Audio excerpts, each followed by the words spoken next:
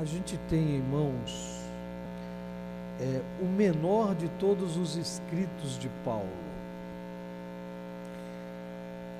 Talvez a gente pudesse até se perguntar como que um texto tão pequenino, que não trabalha conceitos chaves da teologia paulina, passou a formar parte do cânone da Escritura Sagrada. Talvez a gente pudesse questionar o que uma carta aparentemente particular de Paulo para Filemon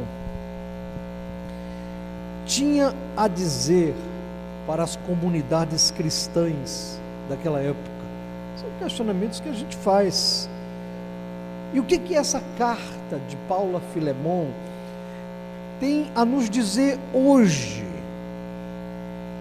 Enfim, essa pequena carta de característica tão particular e pessoal, que não trata das grandes doutrinas paulinas, como justificação, santificação, segunda vinda de Cristo, enfim. O que é esta segunda carta, ou melhor, o que é esta carta, segundo Paulo, a Filemon, que é de natureza tão pessoal, serve para nós hoje, comunidade, igreja do século 21. Essa carta também, ela trata de uma visão muito desafiadora, que nos convida a olhar para o modo como que as relações dentro do reino de Deus, elas são estabelecidas, no nível social, no nível comunitário,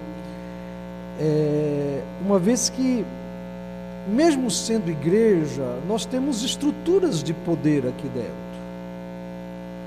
Tem gente que tem mais títulos, tem gente que tem menos título, tem gente que tem mais grana, tem gente que tem menos grana, tem gente que tem melhor projeção no trabalho, tem gente que tem menos projeção no trabalho, tem gente que tem família extremamente religiosa, é neto de presbiteriano, tem gente que não tem nada, apareceu na igreja e hoje é firme. Ou seja, como que a gente pode olhar essa carta de Filemon e entender que ela tem orientações para nós, igreja, hoje, dentro dessas estruturas que nós temos de poder dentro da igreja?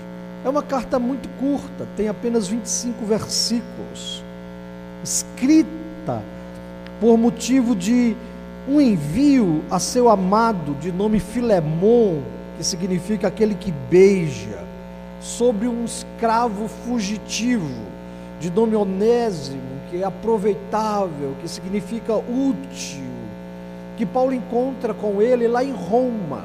É possível que Onésimo tenha fugido da casa de Filemon e tenha se refugiado em grandes metrópoles, vindo parar em Roma.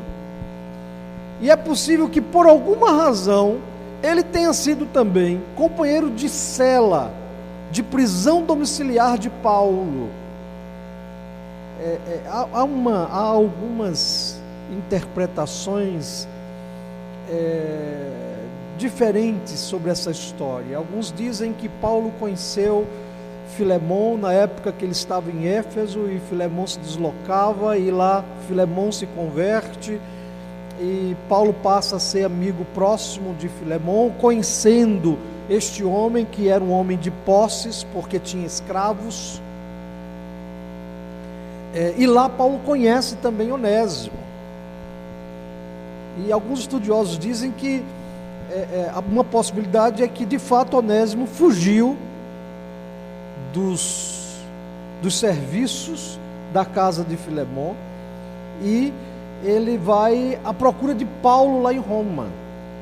Há uma possibilidade de interpretação, né? Outros dizem que não, que ele não era um escravo fujão, que ele era um escravo sim, e que Filemon manda ele até Roma para cuidar de Paulo, e Paulo o devolve a Filemon. Então, há algumas hipóteses de interpretação. A gente, infelizmente, não estava lá para a gente conhecer e ter uma certeza sobre como que Onésimo foi parar lá em Roma. Como que Onésimo foi parar em Roma? Mas é possível sim, todas essas ideias são possíveis.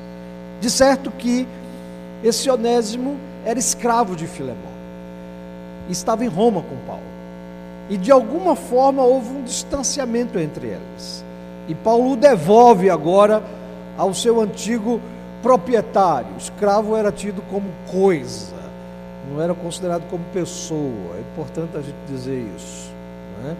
Principalmente numa sociedade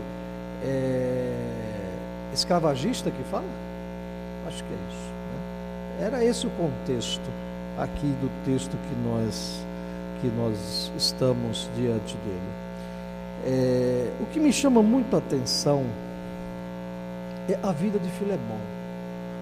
Se você olhar do versículo 4 até o versículo 7, você encontra Paulo dizendo assim, preste atenção na sua Bíblia aí, Filemão, versículo 4 até o versículo 7. Dou graças a meu Deus, lembrando-me sempre de ti nas minhas orações. Filemão era um cristão, motivo de muita gratidão a Deus por Paulo. E se você for ver, Paulo começa a dizer o porquê, estando ciente do teu amor, da fé que tens para com o Senhor e todos os santos. Olha a vida de Filemão. Era um homem que era digno de uma lembrança, com profunda gratidão de Paulo, porque ele tinha amor, fé, não só para com Deus, mas para com todos os santos. Santos aqui não são santos da igreja católica, não, são santos da igreja mesmo, o pessoal crente da igreja.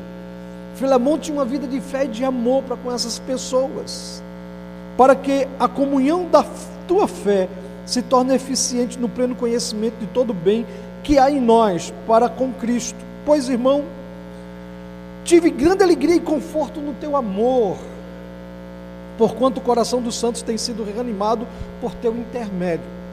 A gente olha, pelo menos esse início, onde Paulo está falando de Filemão, a gente diz assim, é um crente completo. Acho que não falta mais nada para esse crente aqui, para Filemão. Mas aí depois a gente vai ver alguns outros versículos e a gente vai ver que nem tudo está pronto. Quando o crente pensa que está perfeitinho diante de Deus, está faltando alguma coisa. É aquilo que a gente vai entender, né? Paulo agradece pela vida de Filemão, pelo amor, pela fé, pela forma como ele tratava os santos. Veja, a carta está muito dentro dessa questão de convivência, de relacionamentos. Filemão era um cristão quase perfeito nisso. Faltava ali uma coisa, era justamente essa relação com o Onésimo, que havia o deixado por motivos que a gente pode conjecturar, mas não pode afirmar com certeza. Como que Onésimo foi parar na mesma prisão que Paulo em Roma e se converte com a pregação de Paulo, e Paulo o devolve, uma vez recebido a liberdade, para o seu antigo senhor, de nome Filemão.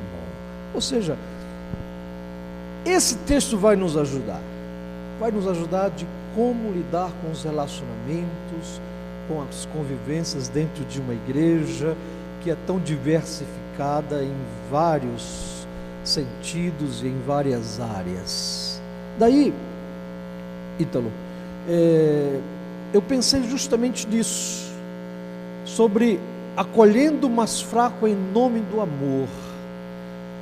Paulo vai dizer como que a gente pode acolher o mais fraco em nome do amor. E o primeiro princípio de Paulo, justamente a Filemão, como que Filemão podia acolher Onésimo, o mais fraco, o escravo fujão, que certamente lhe trouxe alguns transtornos, alguns prejuízos. Como que a gente pode atender? Paulo vai justamente nos ensinar e vai orientar a Filemão a ser responsivo ao Evangelho. Veja o versículo 8. Pois bem, ainda que eu sinta plena liberdade em Cristo para te ordenar o que convém, prefiro, todavia, solicitar em nome do amor. Bonito isso, né?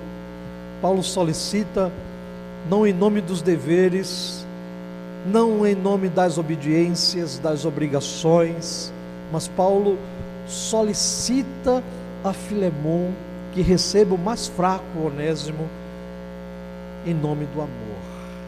Ou seja, veja o versículo 14: nada, porém, quis fazer sem teu consentimento, para que a tua bondade não venha a ser como que por obrigação, mas de livre vontade. Ou seja, Paulo está dizendo assim para Onésimo, para Filemon: responda ao amor, não como mandamento, mas como um coração que foi constrangido, cativado pela graça. Seja um discípulo não da disciplina, das obrigações, mas seja um discípulo de resposta consciente do amor. É isso que Paulo está dizendo para Filemon, que a sua bondade seja de livre vontade. É seu livre arbítrio acolher ou não acolher o outro, e não uma questão de obediência, de cumprimento de mandamentos. É interessante. Quando eu leio essa história, eu fico pensando que Paulo estava querendo de Filemon assim, disse: Filemon, assim como Deus te alcançou com tanto amor, e Deus não teve obrigação nenhuma de te alcançar, assim como você foi perdoado pelo Senhor, assim como o Senhor te resgatou, assim como o Senhor te lavou, te fez um novo homem, de uma forma livre, do arbítrio divino, da vontade divina de te alcançar. Ah, Filemon, dessa mesma forma, responda assim. Ou seja, não se reconcilie com o outro por pura obrigação, porque a Bíblia diz, né? Mas que faça isso respondendo ao Evangelho, de como você foi alcançado pelo Evangelho. O segundo aspecto que a gente quer ver aí, por favor, não ame com limite. É uma outra orientação de Paulo a Filemon, para que ele acolha em amor Onésimo. Versículo 10 diz assim: sim, solicito-te em favor de meu filho Onésimo, que gerei entre algemas. Versículo 11: ele antes te foi inútil. Paulo está jogando com as palavras aqui, porque a palavra Onésimo significa útil. Ele está fazendo uma brincadeirinha com as palavras aqui. Ele antes te foi inútil, atualmente, porém, é útil a ti e a mim. Não ame com limite. Bem, se aquela pessoa não é útil, não descarte. Ninguém é perda de tempo. É isso que Paulo está dizendo para Filemon. Ninguém é perda de tempo. O amor, ele sofre um tipo de esperança incurável. Quem ama, espera incuravelmente pelo outro. É isso que ele está dizendo. Nas nossas relações, a gente não pode estreitá-las por conta da utilidade, da importância do outro. É isso que Paulo está ensinando a Filemon. Independente dele ser útil ou não, recebe-o. Não estreita o teu amor a uma pessoa que não seja útil. Tenha esperança que esta pessoa pode mudar. Se existe uma das doenças que a gente precisa ter, se é que a gente pode chamar de doença, é essa doença da esperança incurável do amor. Vocês estão me entendendo? Esperança incurável do amor. Enquanto eu te amar, eu espero. enquanto eu tiver a certeza de que te amo, eu te espero o tempo que for necessário para que algo aconteça na sua vida, para que algo possa mudar em sua vida. O terceiro aspecto da nossa reflexão nesta manhã é justamente este. Ok? O terceiro. Conceba a fraqueza como um ato providencial de Deus. É interessante, veja no versículo 15: pois acredito que ele veio a ser afastado de ti temporariamente, a fim que o recebas para sempre. Olha a visão que Paulo tinha em acolher o mais fraco. Ele está dizendo: olha, o que o mais fraco fez por você foi temporário, mas Deus é tão maravilhoso que fez esse mais fraco se converter comigo na prisão, e agora estou mandando de volta agora para todo sempre. Em outras palavras, Paulo está dizendo que até os erros dos mais fracos contra nós, eles estão dentro da providência divina. Ao invés de você pensar que o erro do mais fraco, que a falha do mais fraco em relação a você é um caos, é um absurdo dentro da igreja, Paulo está dizendo assim: não é. Conceba a fraqueza como um ato providencial de Deus. Deus permite que o mais fraco erre, Deus permite que o outro peque contra você, sem precisar se tornar uma guerra, um domínio de poder, uma briga de poder, uma luta para ver quem pode e quem consegue mais. Paulo está dizendo: não pensa desse jeito. Quem quer lidar com o mais fraco precisa entender que até as fraquezas do mais fraco, os erros, os deslizes do mais fraco em relação a você, estão dentro da providência divina. É isso que Paulo está nos ensinando. Pense que Filemon era um ato da providência que afastou um escravo, né? Essa providência que afasta um escravo, mas que Paulo devolve como o quê? Como o quê? Como é que Paulo pede que Filemon receba Onésimo? Como irmão. Olha a providência de Deus. Foge um escravo e volta como o quê? Como irmão. Olha os caminhos da providência divina. Então pense nisso. Em quarto lugar, eu acredito que está muito na cara isso no texto. O quarto aspecto para acolhermos o mais fraco em nome do amor transforme um fraco em irmão. No contexto aqui seria: transforme um escravo em irmão. É isso que Paulo está nos ensinando. É interessante, queridos, que Paulo ele não destrói o sistema injusto da escravidão daquela época, mas pelo perdão e a caridade cristã, Paulo disse que era possível transformar um escravo em irmão. E aí, de certa maneira e de muita maneira, transforma as condições daquele sistema injusto de castas e de diferenças. É interessante isso. A carta serve para nos relembrar que todo próximo deve ser considerado o nosso irmão em Cristo, um verdadeiro irmão em Cristo, que diante das leis injustas, o amor deve suprir o que a justiça denega. Essa aqui é a grande verdade. No versículo 11 do texto que lemos,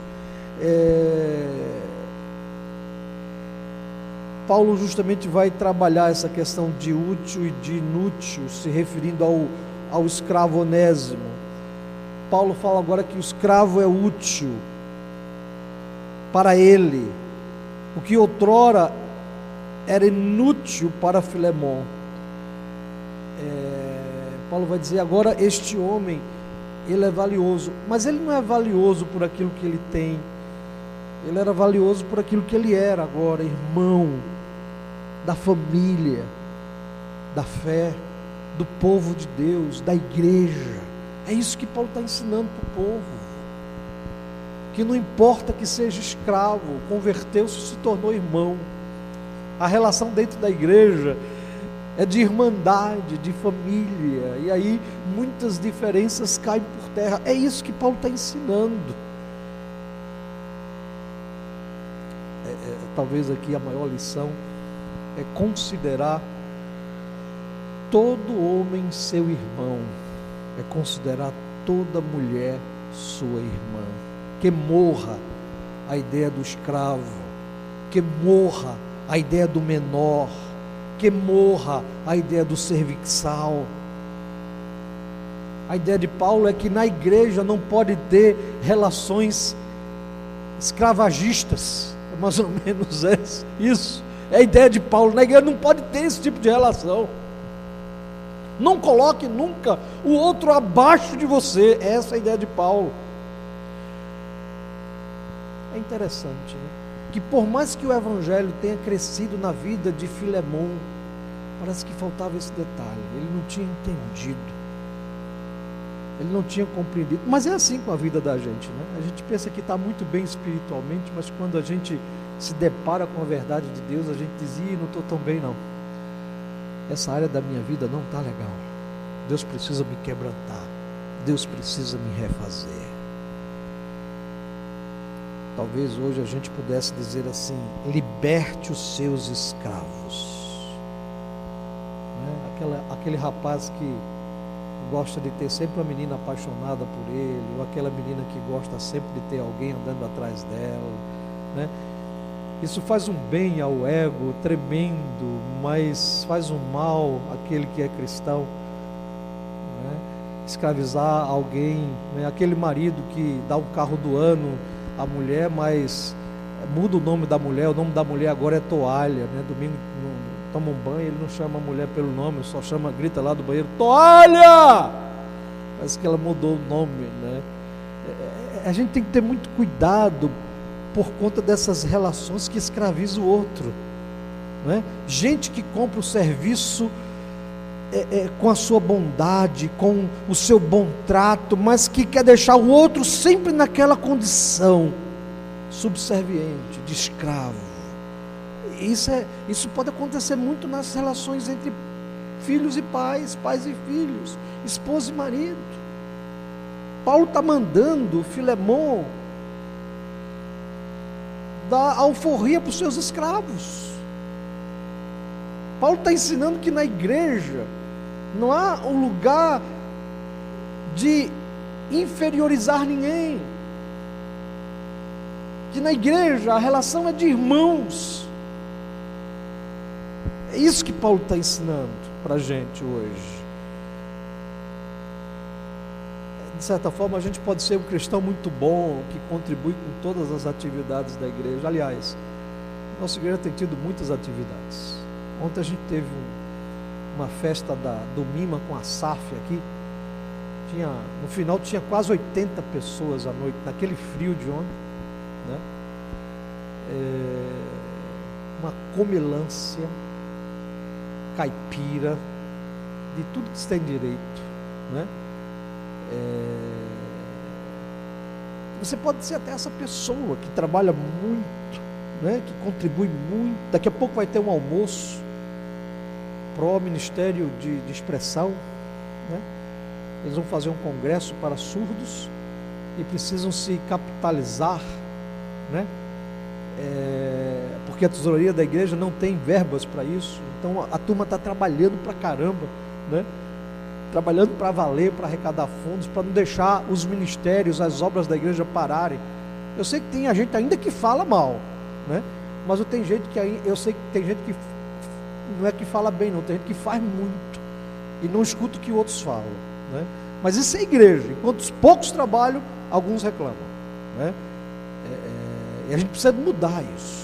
Você pode ser até esse crente que contribui com tudo, que faz tudo, mas ainda tem os seus escravinhos e acha que tem certos direitinhos na vida do outro. Paulo está dizendo assim para Filemon: Filemon, faz isso aqui, transforma um fraco em irmão, transforma um escravo em irmão, né? Chega de inferiorizar, de olhar o outro entendendo que ele está mais baixo que você. Essa não é a relação do meio do corpo da família da fé. E por último, por favor, último, não sei se para bem de todos, né? Mas o último aspecto que eu entendo nesse contexto dessa relação de Paulo, Filemão e Onésimo é justamente isso. Seja capaz de transferir honra. O que outros fizeram por mim, completa comigo. O que outros fizeram por mim, falei por outros. É isso que Paulo está ensinando. O que recebo, eu compartilho. Quando chego a transferir honra, não sinto que ninguém me deve mais nada. Não haverá ofensa que tenha ficado em mim. É isso que Paulo está dizendo quando ele fala assim no versículo 17. Se portanto me consideras companheiro, recebe-o. Como se fosse a mim mesmo. Ele está falando assim para Filemão, transfere a honra. Veja o versículo 18. E se algum dano te fez ou te deve alguma coisa, lança tudo em minha conta. Ou seja, assim como eu me relaciono contigo, Filemão, se relaciona com Onésimo. Transfere a honra. Não é? Ou seja, nessa relação na vida comunitária, eu preciso transferir honra. Puxa vida, aquele irmão me fez tão bem, me perdoando, me dando aquele desconto que eu precisava tanto, que eu carreguei comigo, aquele sentimento de culpa horrível. Mas eu fui conversar com ele disse, esquece disso, não tenho mágoa nenhuma contra você não. Você não é meu escravo, você é meu irmão, e me abraça. Oh, que beleza. Aí quando um irmão vier e fazer o mesmo que eu fiz com essa pessoa, como é que eu tenho que fazer? Eu tenho que transferir o quê? A honra. Da mesma forma. É isso que Paulo está ensinando para Filemão. Da mesma forma como Filemão devia a vida dele a Paulo, Paulo está dizendo assim, cuida da vida de Onésimo, transfere a honra. Transfere a honra. Se de fato a gente deseja, como o texto está aí, acolher o mais fraco, mas acolher o mais fraco em nome do amor. É isso que Paulo diz a Filemão no versículo 9, solicitar em nome do amor. Que a igreja esteja lidando com as fraquezas dos outros em nome do amor, acolhendo em nome do amor. O exemplo dessa relação triangular, Paulo, Filemão e Onésimo, nos ensina muito. Talvez seja a carta mais preciosa do Novo Testamento, ainda que seja menor. Talvez seja aquilo que eu mais preciso na minha vida, principalmente dentro de uma relação comunitária de convivência. É a carta de Paulo a Filemão. Que Deus nos abençoe. Vamos ficar de pé e vamos orar? Ó Deus bendito, Pai de infinita bondade, obrigado porque Paulo, Filemão e Onésimo nos ensinam como lidar com as fraquezas do outro, seja o outro esposa, marido, filho, pai, mãe. Que o teu Espírito aplique aquilo que acabamos de ouvir na tua palavra em nossos corações. Que a tua graça possibilite a tua igreja ser uma igreja que acolha, suportando e não detestando as fraquezas do outro, sejam elas de quaisquer natureza. É a nossa oração como povo de Deus, como igreja reunida, em nome de Jesus. Que a graça do nosso Senhor e Salvador Jesus Cristo, o amor de Deus, o nosso Pai, a comunhão, o consolo e o conforto do Divino Espírito sejam com vocês, agora e para sempre. Amém.